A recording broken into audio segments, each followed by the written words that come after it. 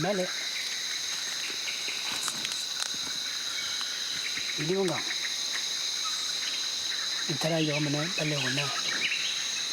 Pour interroger l'arbre, c'est ce que je fais. Et je fais tomber une écaille qui normalement est appelée à tomber. La façon dont elle tombe, c'est un oui ou un non. Donc, c'est celle-là que je prends. Nous sommes ici dans la forêt équatoriale du Gabon, et cet homme qui parle aux arbres, cet homme qui récolte les écorces, se nomme Edouard Minsa, et c'est un Nganga. Pour moi, le Nganga, c'est le guérisseur, c'est celui qui soulage la misère humaine. Que cette misère humaine soit physique, que cette misère humaine soit en rapport avec la problématique de l'individu dans son environnement, eh bien, on s'adresse au Nganga. C'est un peu le trait d'union entre l'individu et l'organisation invisible, pour ainsi dire.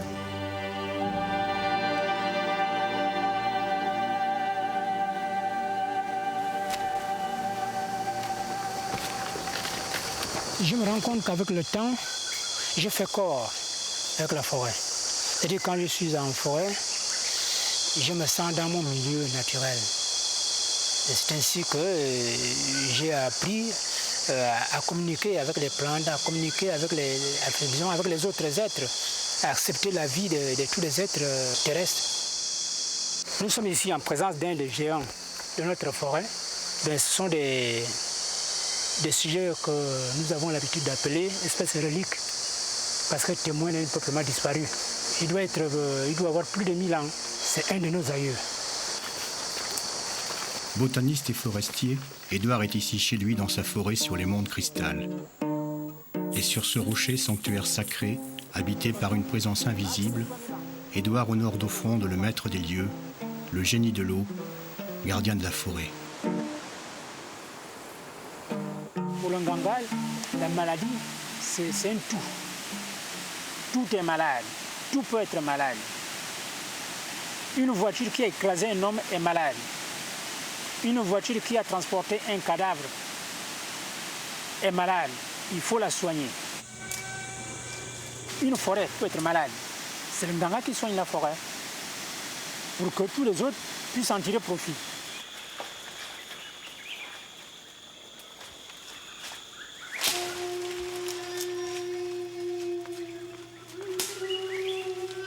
Pour Édouard, la forêt c'est avant tout une pharmacopée vivante avec laquelle il communique, et de ces échanges mystiques naîtront des préparations médicinales chargées de soigner le corps autant que l'esprit. Le malade trouve sa guérison à travers l'intervention du sacré, par l'entremise du Nganga. Le sacré, c'est quelque chose de pur et qu'il faut respecter, garder pur, tel quel. Un cours d'eau, par exemple, est sacré. Une forêt est sacrée.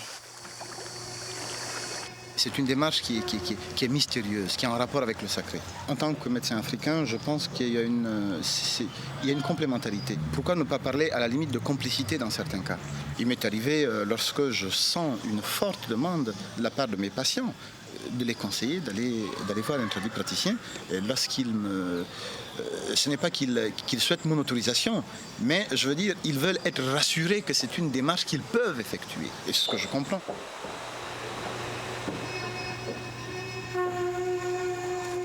De retour à Libreville, une jeune femme attendait Édouard pour une consultation. La consultation, mélange de psychologie et de voyance, résume les difficultés de la personne avec son environnement à un moment donné de sa vie. Lorsque le patient africain, lorsque le malade gabonais, en général, n'arrive pas à trouver une réponse rassurante, même s'il présente une maladie organique, auprès du médecin, il a tendance à s'orienter vers le guérisseur.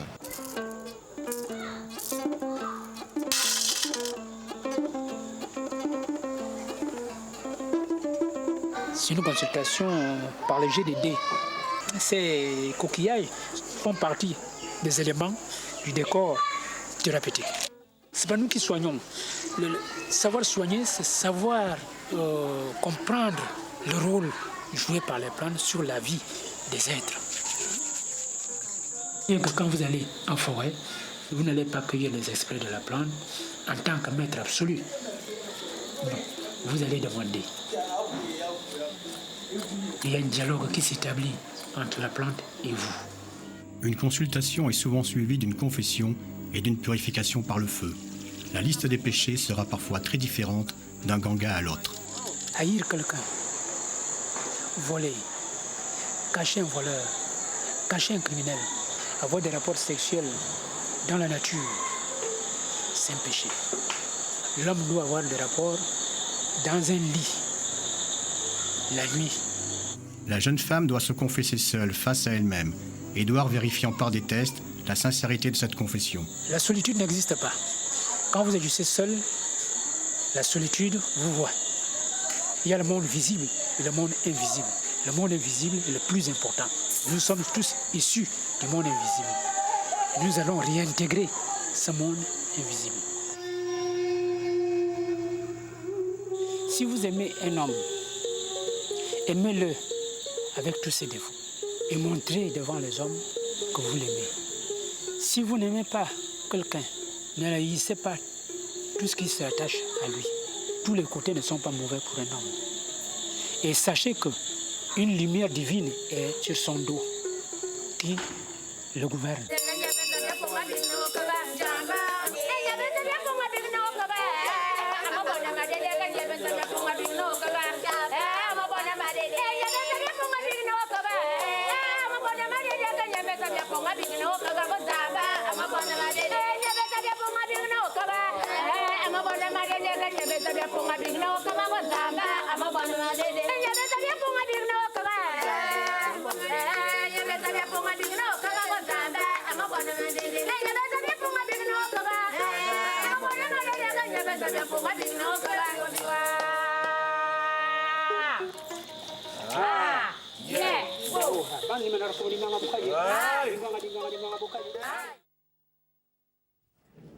Conseiller du ministre du Plan, professeur et ingénieur des eaux et forêts, telles sont les autres facettes de la personnalité d'Édouard Minsart. Je suis un homme multiple.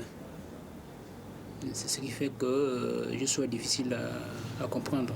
Et chaque fois, je change de costume. Je suis forestier administratif aujourd'hui. Demain, bien cet après-midi, je serai forestier de terrain, botaniste, chercheur. Bon, 2 ou 3 jours après, vous me retrouverez. Ou bien si vous venez chez moi très tôt le matin, vous trouverez le nganga qui est au service de l'humanité, qui traite ces malades. Mais je m'installe de très grand matin et je regarde le malade qui arrive. S'il est interné ici, quand il sort, je contrôle sa démarche. Je vois son aspect général et ça me permet de voir s'il y a une évolution ou pas. Tous les enfants ici, c'est ce que je fais. Quand ils se réveillent, je connais la démarche de chacun, je connais les mouvements de chacun. Ça fait 6 minutes. Bon, c'est déjà une évolution. Au départ, il faisait 30 minutes. La maladie, c'est un ensemble de phénomènes qui s'exercent sur un individu. Et tout ce qui vit est malade, peut être malade. Un village, comme celui-ci, est malade. Quand je vois tous les enfants malades, celui-là il a la fièvre, celui-là il tousse, je dis le village est malade. Je commence par soigner la concession. Je la purifie.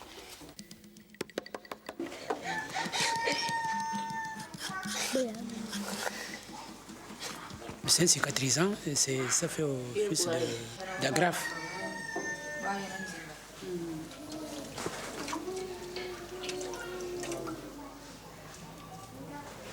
Le vieux monsieur et la jeune fille sont internés ici depuis plusieurs jours, car leur cas n'a pu être traité d'une manière satisfaisante par la médecine classique occidentale. Ils sont atteints tous les deux d'une gangrène évolutive. Or, ici, en Afrique, si une maladie organique dure trop longtemps sans pouvoir être soignée, automatiquement, la cause de cette maladie ne peut être attribuée qu'au mauvais sort, c'est-à-dire à la sorcellerie. Il faut donc soigner sur plusieurs niveaux, le corps, l'esprit et l'âme, bien sûr.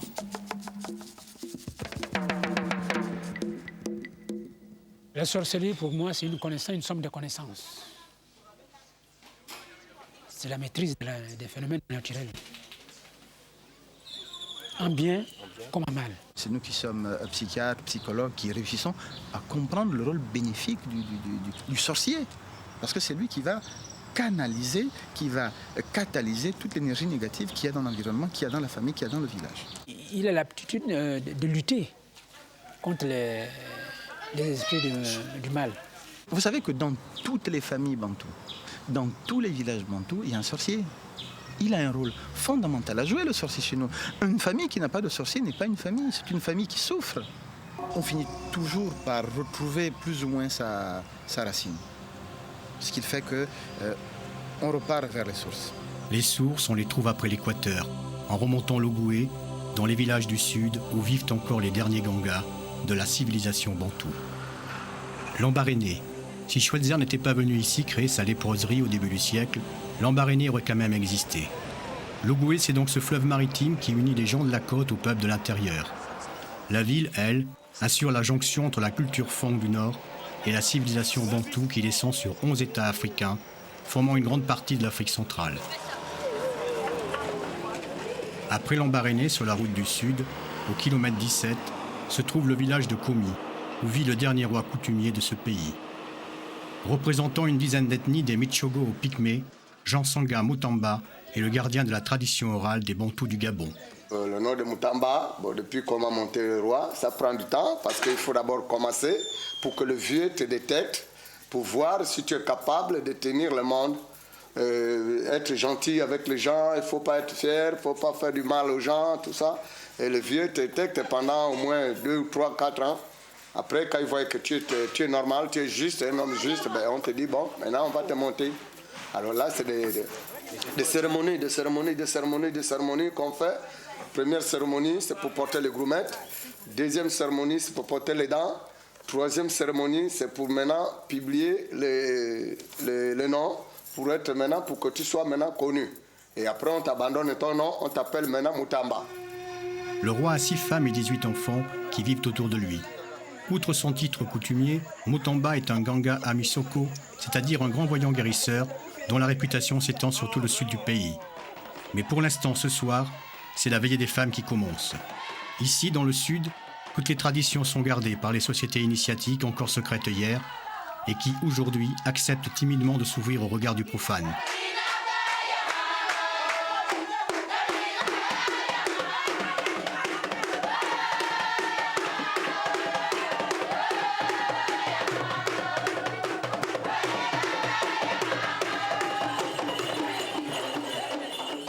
Le djembé ou niembé, c'est la société initiatique des femmes. Cette société interdite aux hommes se réunit dans la forêt pour enseigner aux jeunes filles certains secrets qu'elles doivent savoir avant de rentrer dans une vie de femme. Aucun homme n'a pu approcher la brousse où elles tiennent séance. On dit seulement que la vie, l'amour et le sacré y tiennent une place importante. Dans chaque danse, des codes sont inscrits, reprenant l'enseignement transmis par les anciennes. Mais ne rêvons pas, les secrets importants resteront à jamais loin des regards indiscrets. Les Bantous sont en grande partie animistes. Les minéraux, les végétaux, les animaux ont une âme, l'homme n'étant qu'un intermédiaire entre ces éléments terrestres et les esprits supérieurs du cosmos. Toute la tradition orale des Bantous est représentée ici. Chaque danse comporte un ou plusieurs tableaux relatant l'histoire du peuple bantou, des origines du monde jusqu'à ce jour. Dans tout le pays, la forêt reste l'élément fondamental qui relie l'homme à la nature. Et si les torches d'Okoumé invitent l'esprit de la nuit à protéger le village, ce même esprit se laissera-t-il séduire par la lumière des hommes? Rien n'est moins sûr. Depuis que nous vivons ici, nous avons nos enfants ici, nous avons nos malades, on les reçoit ici, nous-mêmes nous plantons la nourriture, nos malades ces semences, nous apporter de l'argent et venir suivre leur traitement. Mais nous-mêmes on se débrouille à faire tout. La façon qu'on plante les plantes en brousse, c'est la façon qu'on plante la nourriture pour nourrir nos enfants ou bien nos malades. Donc c'est le travail que nous sommes en train de faire ici.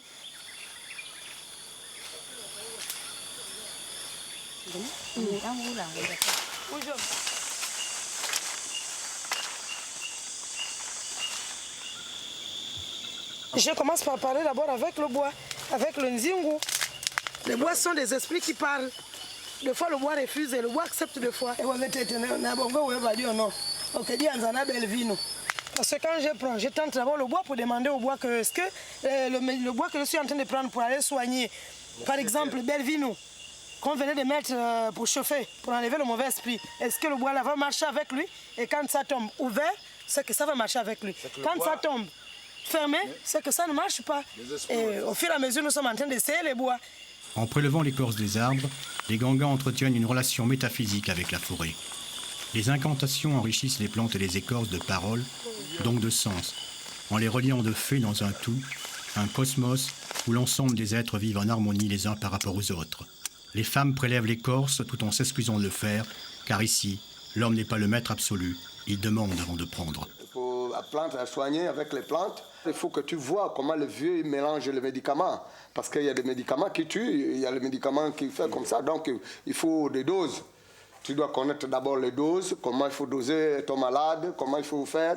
Et puis tu montres ton élève, tu dis bon, va, prends ça, fais comme ça, fais comme ça. Et chaque fois il étudie après. Si tu vois qu'il est bien développé, ben, tu le fais partir.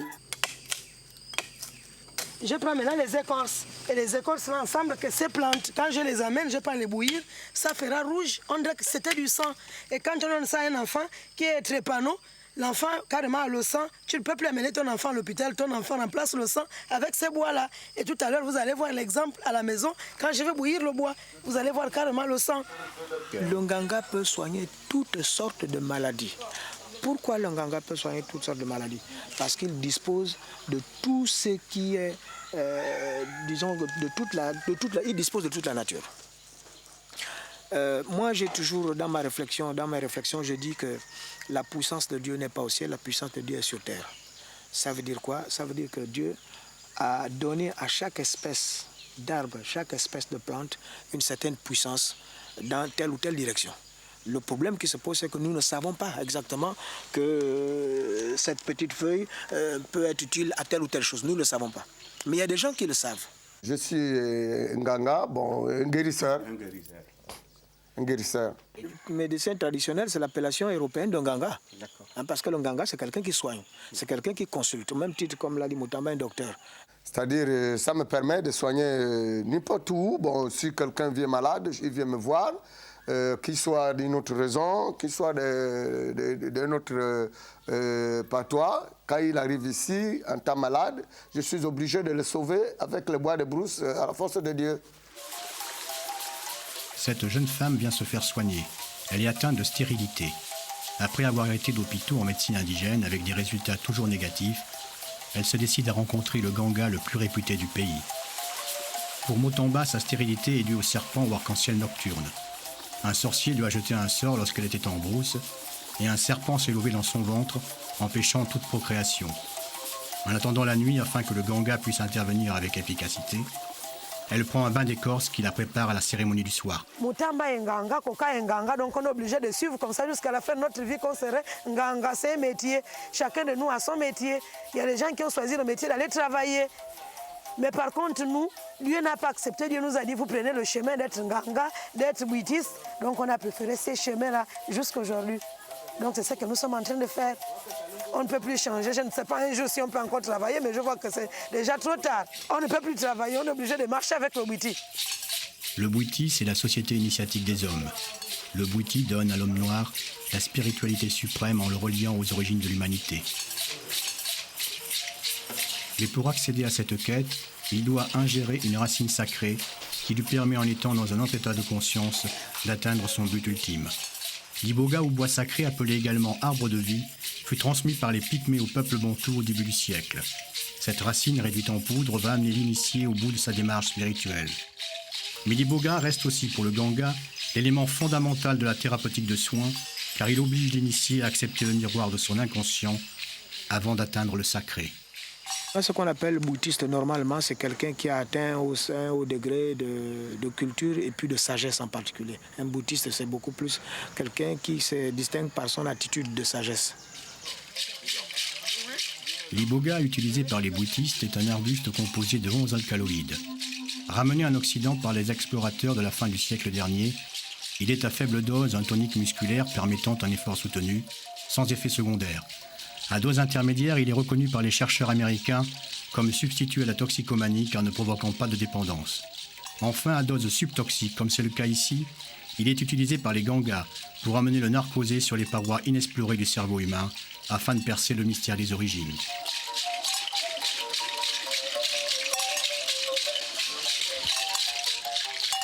Le garçon qui se fait initier aujourd'hui est le neveu du roi.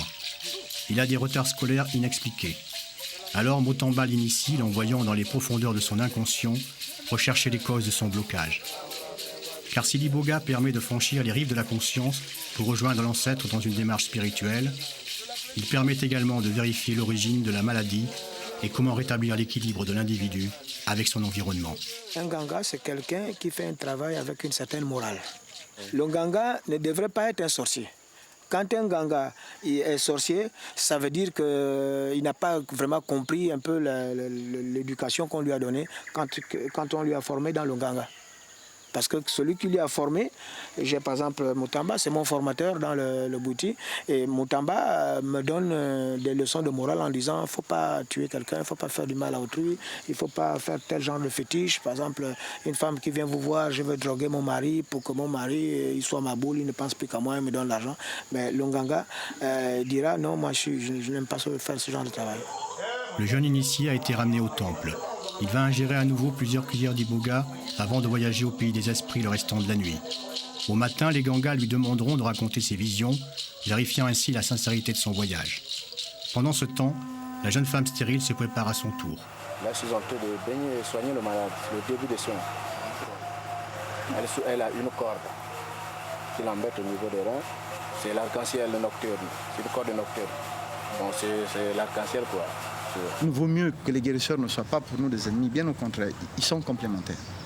Puisque sur le plan psychologique, ils réussissent à soigner des maladies psychosomatiques dans la mesure où ils sont très rassurants, ce que vous n'arrivez pas à faire. Vous allez commencer par faire des examens complémentaires, lui va vous dire d'emblée, moi je connais le remède, vous êtes stérile. Je sais pourquoi vous êtes stérile. Ce n'est pas votre faute. Donc, il y a une déculpabilisation. C'est un parent, c'est un oncle, c'est les parents de votre épouse, c'est une coépouse. Vous êtes rassuré.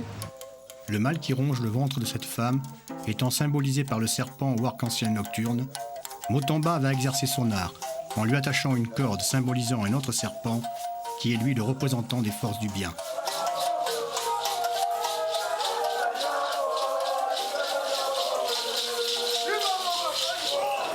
Personne ne doit voir ce qui va se passer, et de l'issue du combat entre les deux serpents dépendra la guérison de la jeune femme.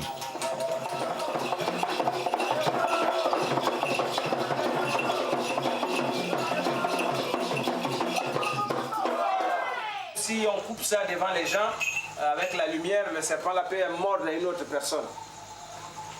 Et c'est comme ça qu'on ramasse les maladies. C'est mieux dans le noir parce que là, le serpent, il ne voit pas.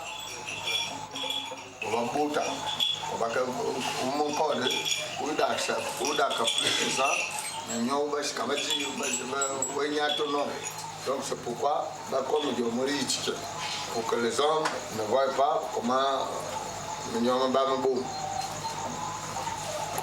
le serpent qu'elle avait piétiné, qu'elle a eu ce mal-là, avec le serpent qu'on amarre dans la chaînette là, ça c'est bagarre. Donc celui qui est dans la chaîne, il va attraper l'autre, obligatoire. Donc c'est une bagarre pour lui enlever sur le corps du malade. En Afrique, le discours est très persécutif. Vous trouverez rarement en Afrique quelqu'un qui dit c'est ma faute. C'est difficilement. Le vécu de la faute n'existe pas.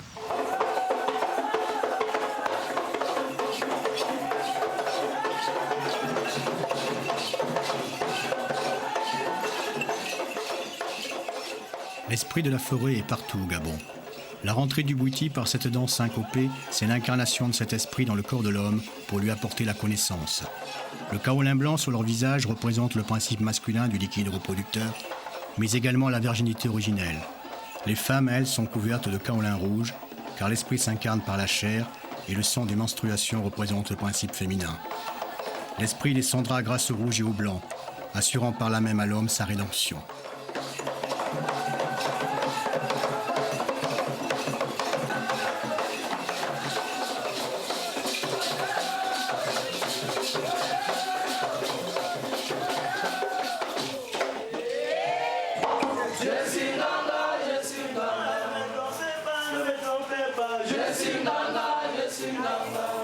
Les boutis, c'est dans toutes les races. Il y a les boutis. Et chacun a leur façon de le faire. Mais chez vous, les Blancs, tout ça se passe avec des livres, tout ça, ben, c'est en cachette. Oh, dans la famille, oh, dans la famille. Mais chez nous ici, nous, on a peur, comme nous n'écrivons pas, on a peur de la mort. Quand quelqu'un, j'ai ici mon fils, je dois le développer pour qu'il me remplace demain. Parce que moi, je n'écris pas. Il faut que tout ce que je lui dis, qu'il mette ça dans sa tête. Il faut d'abord laisser moi-même répondre. Dans la famille, les autres feignants, les autres travaillent, toujours problème. Dans la famille, les autres feignants, les autres travaillent, toujours problème.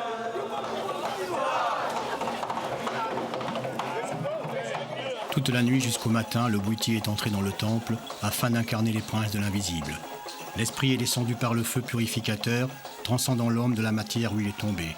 Et au matin, le Mokuya, esprit gardien de la tradition, passait encore dans le village effarouchant femmes et enfants avant de regagner la forêt, car seuls les initiés ont le droit d'approcher les esprits.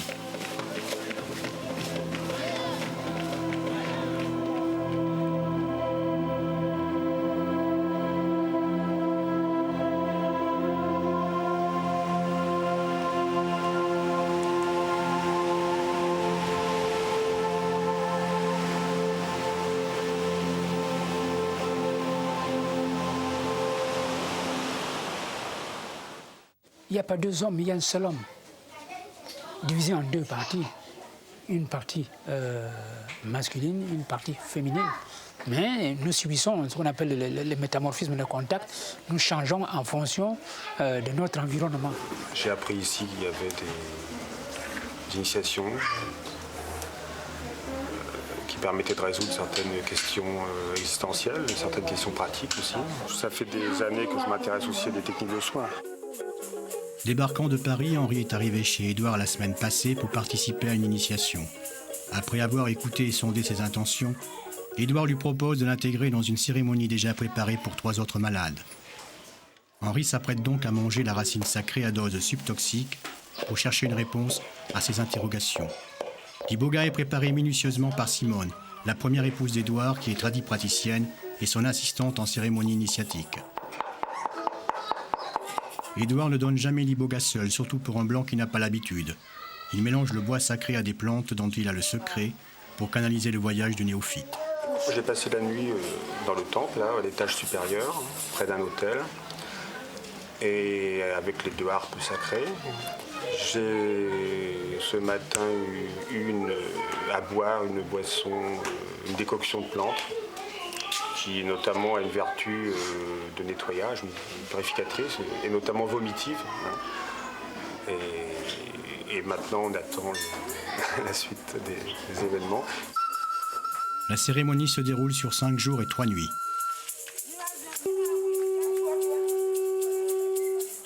Une nuit pour mourir afin de pouvoir quitter son corps, une nuit pour voyager dans l'espace-temps de la mémoire universelle, une nuit pour renaître avec la connaissance acquise. L'iboga seul, vous n'avez pas de canalisation. Vous voyez tout, vous entendez tout. L'iboga ne se consomme pas tant que tel quel, pour une initiation, non. Il y a beaucoup de risques.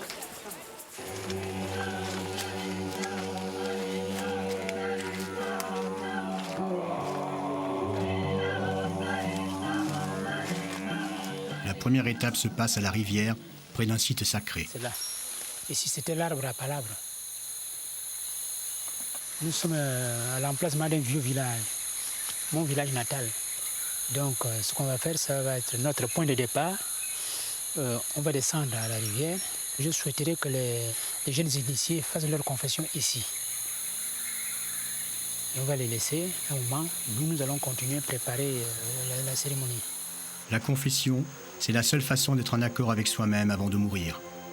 Le corps va être détruit et il est important d'avoir fait le ménage avant que l'iboga ne vienne réveiller les blocages du passé, les zones d'ombre oubliées. La confession permet de les reconnaître comme faisant partie de soi et de les réintégrer dans un vécu qui est un tout. Sauter cette étape présenterait un risque grave, car la racine sacrée, une fois ingérée, va amplifier certains éléments négatifs du cerveau, ce qui pourrait être difficilement supportable pour certaines personnes. Et puis, il y a la rivière où le corps et l'âme sont lavés de toute impureté. Mais la rivière, c'est aussi remonter le cours du temps, un retour aux eaux primordiales d'avant la naissance.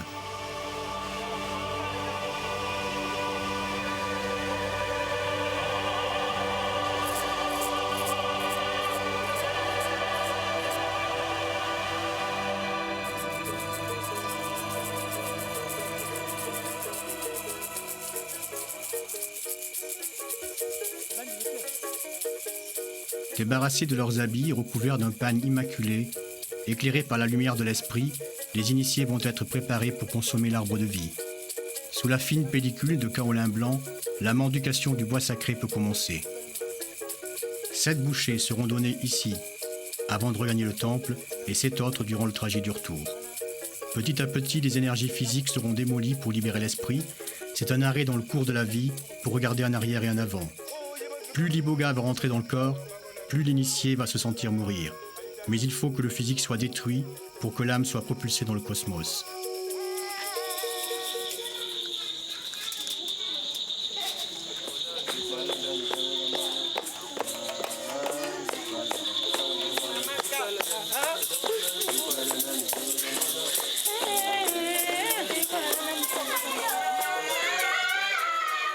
Quatre personnes se font donc initier ce soir. Henri qui arrive d'Europe, 2 jeunes filles jumelles qui ont un blocage psychique avec leur environnement et un garçon paralysé depuis 1 an. Tous les 4 ont fait le choix douloureux de l'initiation, ce qui les oblige à se dépasser intérieurement et émotionnellement.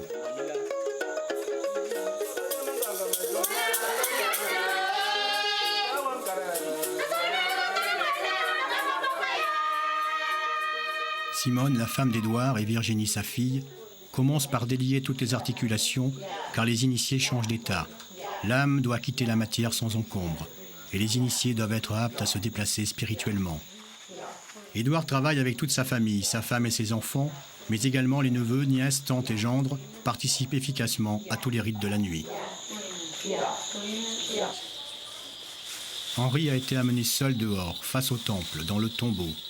C'est là qu'il doit commencer à mourir en mangeant la banane plantain garnie de substances végétales et d'iboga. Édouard a incorporé cette étape supplémentaire pour qu'Henri puisse aller le plus loin possible dans sa démarche spirituelle.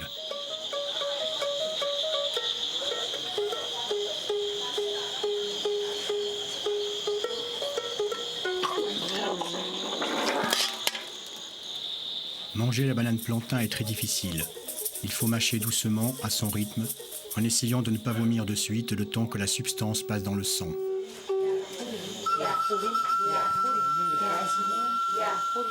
Chaque initié a un ballon d'air glissé sous sa nuque. C'est une embarcation. En aucun cas, ils ne doivent s'en séparer. Le corps éthérique est un corps gazeux qui se trouve protégé dans le ballon rempli d'air. Celui-ci, en rebondissant, amène l'âme dans le cosmos.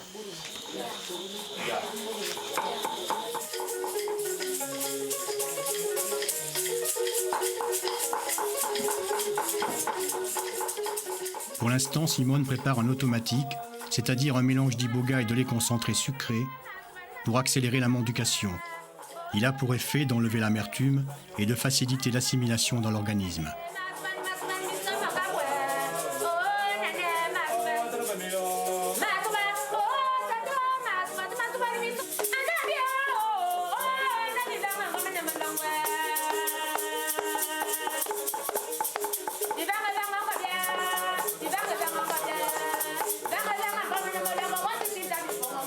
Nous sommes au milieu de la nuit, il est 2 heures du matin. Virginie vérifie l'état psychique des initiés.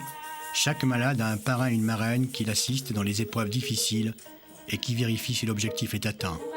Simone, elle, c'est la maman qui donne à manger le bois sacré à ses enfants. Elle prend un peu d'iboga de façon à suivre l'évolution de chacun.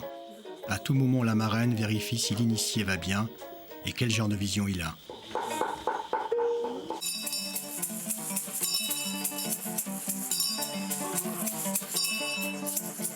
Les 3 autres initiés ont commencé à voyager dans un espace-temps qui leur appartient. Henri, lui, continue à manger seul. Il doit avaler beaucoup de bois s'il doit voir l'origine du monde. Tous les initiés reçoivent une plume de perroquet rouge dans les cheveux. Le perroquet, animal sacré du Gabon, est le messager de l'Éternel. C'est par lui que l'initié recevra la parole divine.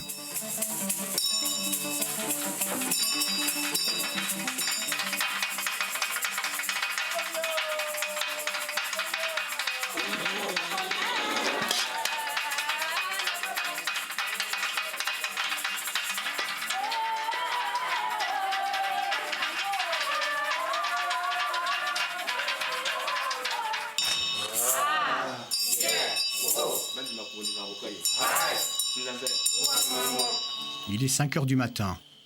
Virginie, en transe, vient d'être habitée par le génie de la rivière. Sous l'emprise de l'esprit, elle va consulter et dire à chacun des vérités pas toujours faciles à entendre. Édouard en profite pour lui demander si le voyage d'Henri se passe bien. L'esprit affirme que celui-ci a failli mourir et qu'il a dû récupérer son âme en danger de mort. Édouard demande aussitôt à Henri de raconter ses visions pour vérifier les affirmations de l'esprit.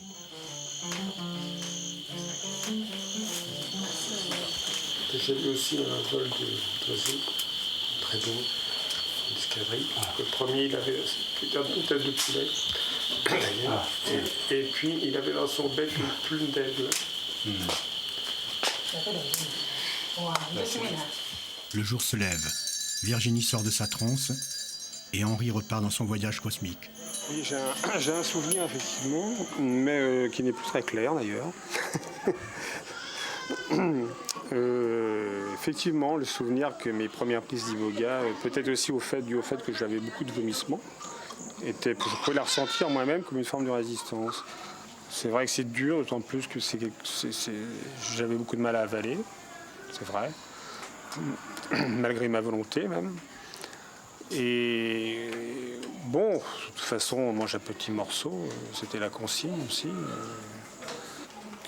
Parmi les images, les visions que j'ai pu avoir, les sensations, je sais qu'il y en a certaines que je vais être obligé de travailler pendant un certain temps, au niveau symbolique, parce que je n'ai pas toutes les clés de tout ça.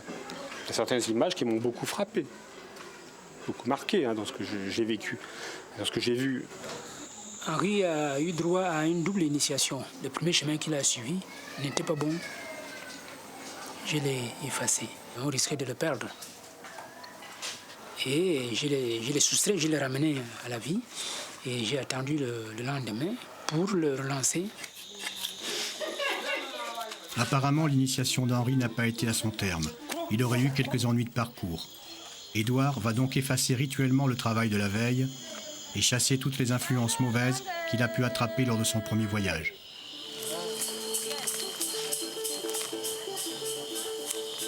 Il y a un blocage que je vais essayer de vaincre.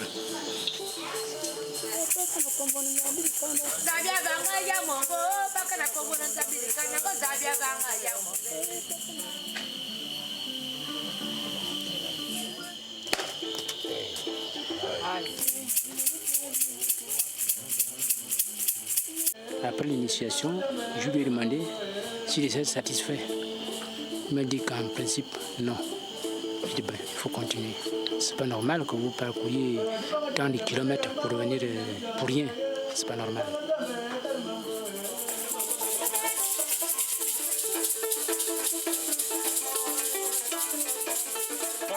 Le cœur enduit des principes opposés et complémentaires, la tête recouverte d'une peau de félin, afin que son esprit soit assez agressif pour combattre le mal, Henri repart pour une nouvelle nuit. Il est appelé à se rendre quelque part. Il s'arrête en cours de chemin. Il est bloqué.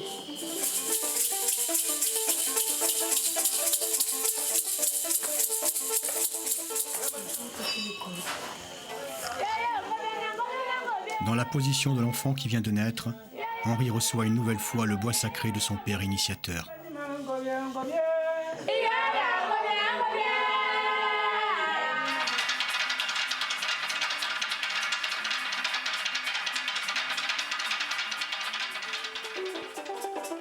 Au milieu de la deuxième nuit, les autres malades rejoignent Henri pour participer à la cérémonie finale.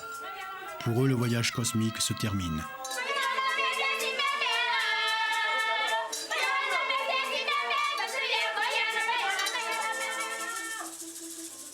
Et se retrouver en face d'un démon, et là c'est extrêmement dangereux. On peut dire effectivement un esprit infernal risquait de prendre possession de moi. Effectivement, j'ai vu à un certain moment certaines scènes que j'ai ressenties comme dangereuses, potentiellement.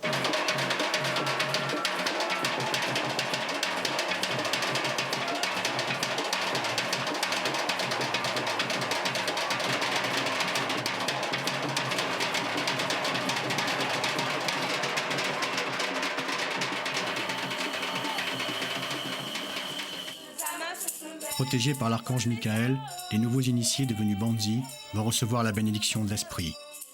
La harpe sacrée, principe féminin représentant également Gombi, la première femme, transmet par les doigts du harpiste la parole divine aux initiés.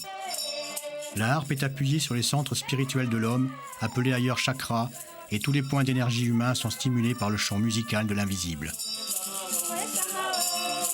Le malheur, c'est qu'on n'explique rien à quelqu'un. On vous laisse aller seul. Sinon, si on vous informe, vous risquez de mentir.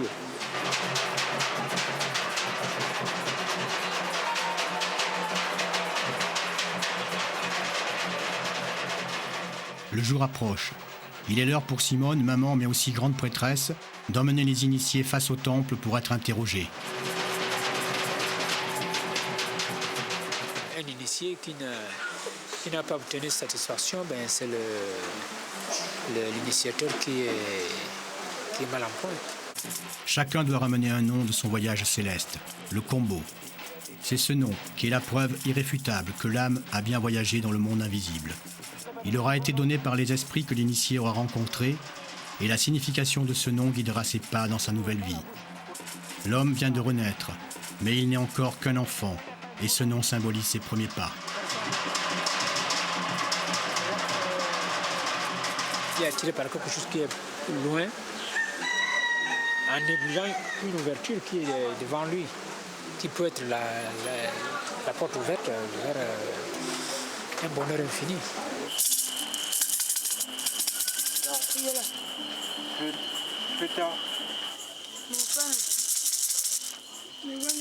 C'est au bout de sa 3e nuit qu'Henri trouvera sa vision et qu'il reviendra comblé de son voyage mystique au pays des Gangas. Il lui sera difficile, à lui comme aux autres, de se raconter. On rentre dans le domaine intime que chacun entretient avec le sacré et il serait indélicat de transgresser la loi du silence. L'absorption de l'iboga vous amène à découvrir votre moi. Ces miroirs, quand vous regardez les miroirs, vous voyez vous-même.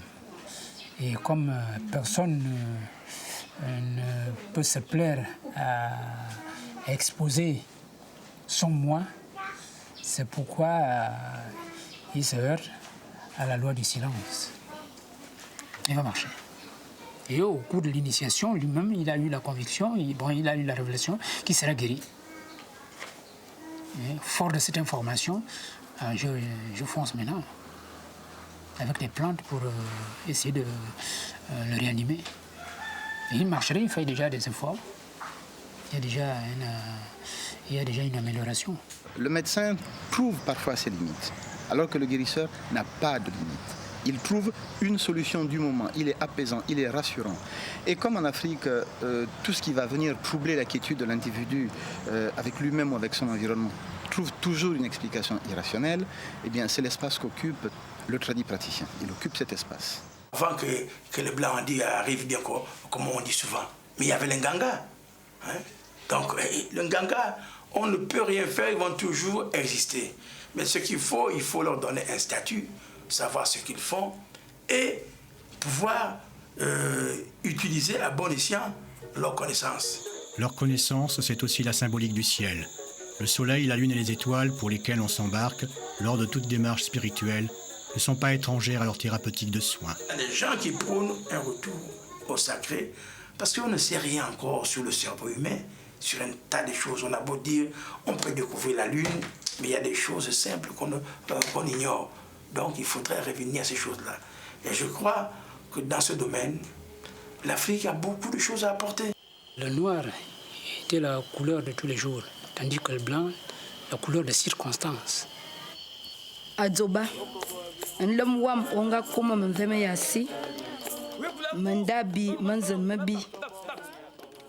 Vicissitudes de ce monde que j'ai aimé. Sillonnant les sentiers sombres, j'ai trahi mon âme pour le topaze et le diamant. Falsifiant les commandements de l'Éternel, forgeant mes propres lois, je me suis extraite de mon être. Oui, j'ai compris que j'étais à refaire. J'ai réalisé que j'étais comme l'or, à l'état de nature. Je dois me purifier par filature afin que mon esprit soit à l'écoute du cosmos, cherchant, entre le bien et le mal, le chemin qui mène à la lumière.